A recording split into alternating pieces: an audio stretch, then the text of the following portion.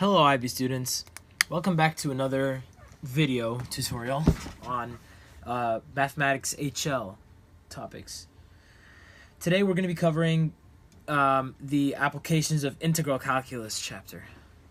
So that's chapter 22 in the Hayes-Harris textbook used at Marshall High School for IB Mathematics HL. So today we'll be examining the subtopics of this chapter. I'll be running you through the basics of the topics and some tips and hints about problem solving when you see these problems on IB exams or otherwise. Okay, so let's start off with subsection A, which is the area under a curve. So let's say you have a function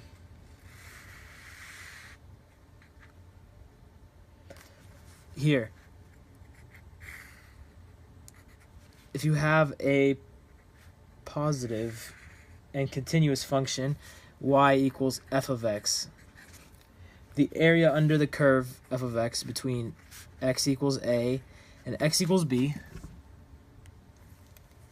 this shaded area right here, is equal to, so this area is a equals the integral of f of x dx from a to b, right? You know that's pretty basic, I guess. Now, if you want to find the area between the function, between a function here, let's say, so here's the function, we're going to call this x equals f of y. This is sort of the inverse function of y equals f of x, okay? The inverse function. If we want to find the area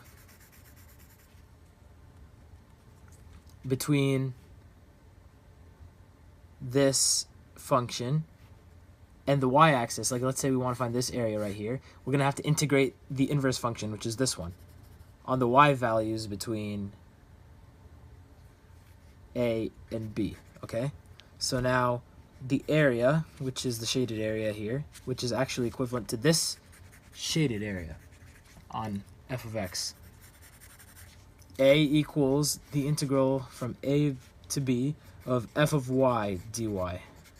Okay? Now this is the area under a curve or behind a curve. That's the first application of integral calculus. Okay, now let's say, moving on to section B. Let's say you have two functions, right? You want to find the area enclosed between two functions. So you would look at here. Here you have f of x. Okay, and then here is g of x. We want to find the area between the functions, the area enclosed, so it's this shaded area right here. Okay, so now the area, a, equals the integral from a to b of f of x minus g of x dx. Now, you might be wondering, oh, how did you come up with this order of f of x minus g of x? Why isn't it the other way around? Well, you look at the upper function and the lower function. So on the interval we want between x equals a and x equals b, we want to look at which function is the upper one in this interval. Now we know that this function, g of x, is the upper one. Okay? Oh, sorry. This is the other way around.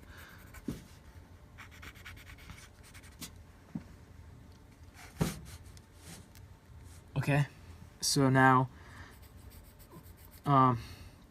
between a and b, we see that g of x is the upper function. So that's why it's g of x minus f of x. It's the upper function minus the lower function. That's how we do it. So now, let's say that we have another function here. So here's a and here's b. We want to find this area underneath the x-axis. The enclosed area here is the integral of from a to b of negative g of x dx. Okay?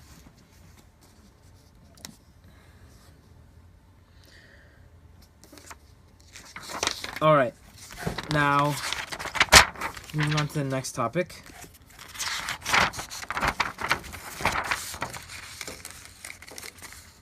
Kinematics. We are revisiting kinematics. You might know in our last video we talked about the applications of differential calculus, and we started off that topic with kinematics, talking about how you could get velocity from displacement and acceleration from velocity.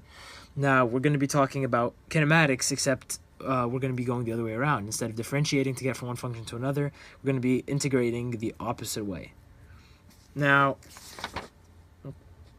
in a velocity versus, we learned before actually that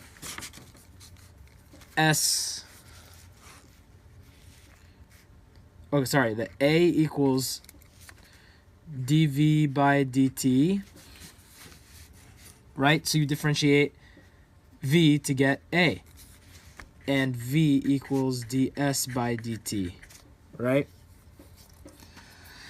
Okay, now let's say you're given A. Let's say you're given the function a of t, right? How do you get to v of t? Well, an integral, is the antiderivative. So so a of t equals the integral of v. Oh, sorry. The integral of a of t equals v of t. That's how it is. That's what it is, because you're going the other way around. Because you differentiate v to get a, so you integrate a to get v.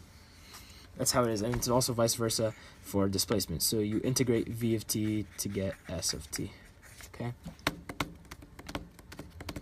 Now, also, another thing we can learn from this is that if you have, since we see that the integral of v of t is equal to s of t, if you want to find, if a problem gives you a velocity function, like for instance, here you go, v of x, v of t. So v of t is a velocity function. The area under the curve between, A and B is the integral, is the area under the curve. So you just integrate and you find the distance traveled from the graph of the velocity. Isn't that neat? That's very helpful. It's a trick that'll help you during any IB exam, because as I've seen before as an IB student, there's plenty of those kinds of questions on IB exams. And so, this is what happens if your velocity is positive, right? Now, what if your velocity is negative? What if you have a velocity like this, right? Now, the integral, the distance traveled, can only be positive. Distances can only be positive. Distances are like absolute values, right? So now, if your velocity is negative for this interval a to b, then the distance traveled is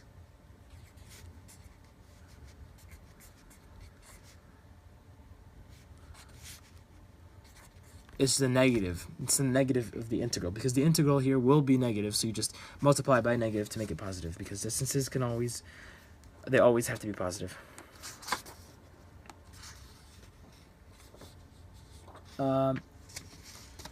Okay.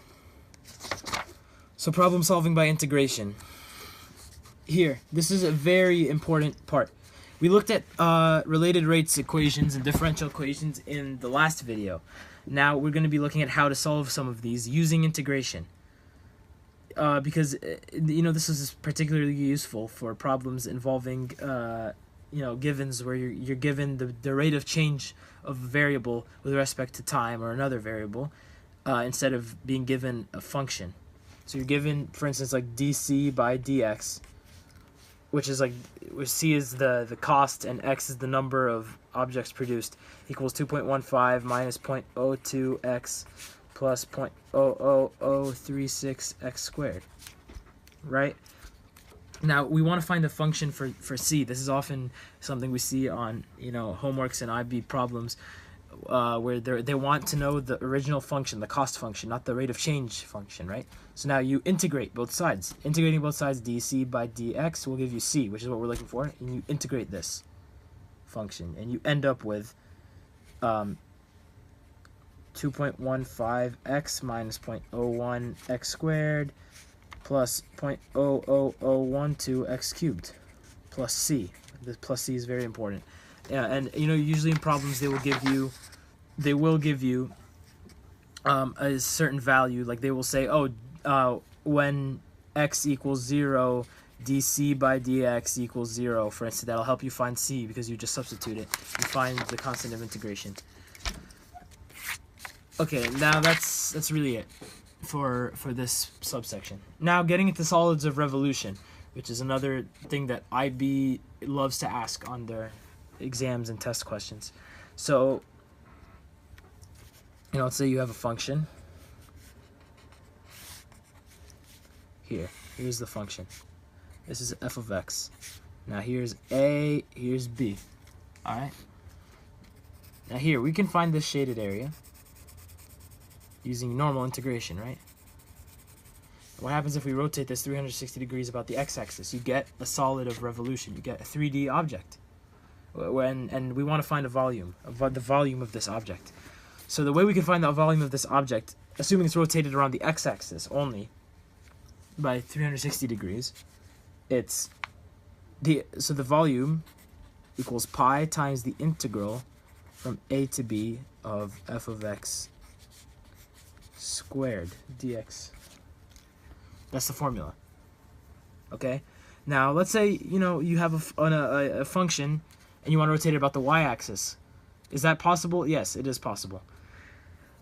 Except we're going to be using the same trick we saw in the first subsection where we would integrate the inverse function. Sorry, not inverse function. I mean the inverse function, actually. So the integral, if you if you have a function like this, you rotate it 360 degrees about the y-axis, you get you just integrate the inverse function a to b of x squared dy. It's the same trick we saw before. So just remember that. Don't freak out on tests if you see that they're asking for the volume when it's rotated about the y-axis. Now, volumes of revolution, we can use the same trick with upper and lower functions. If you have two functions, like the area enclosed between two functions, if you rotate those 360 degrees about either the x or y-axis, you use the same trick where the volume is equal to pi times the integral from a to b of f of x squared minus g of x squared dx. Remember, you square each function. It's not f of x minus g of x squared. It's f of x squared minus g of x squared. Just remember that. And it's also the same thing for inverse functions. If you want to find, for instance, the area, the volume of a donut, then you just do this.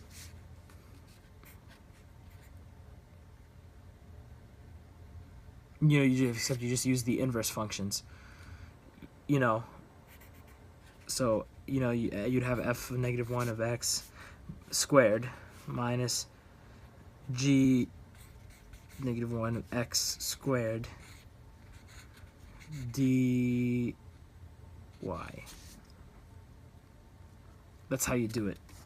So those are all basically the topics, the most important topics under applications of integration.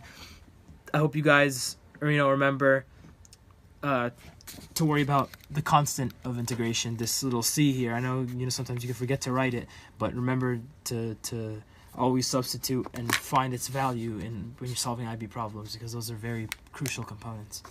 Well, I hope you guys enjoyed the video and found it useful, and I hope you guys don't get tripped up by these kind of problems on the IB exams. I guess I'll see you guys later. Thank you for watching.